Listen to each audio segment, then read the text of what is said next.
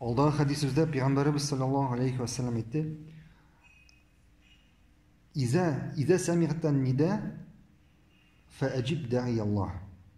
Agar azon tovushini eshitasan ekan, seni namozga chaqiruvchiga javob ber. Alimlarimizning fikri bo'yicha eng durust fikr, agarda biror kishi azon eshitsa ekan, ham bu kishining negizli sababi yo'q ekan, shariatga negizlangan negizli sababi yo'q ekan, masalan og'irmasa ham boshqa shariatga negizlangan sabab bo'lmasa, bu kishi azonga javob berga tegish. Narsa anlatadi bu, qaysi masjiddan azon eshitdi, qaydan azon eshitdi, bu kishiga vacib, majburiy bo'ladi shunda borib jamoat bilan namoz o'qirgan. Anladingizmi? Allohu a'lam.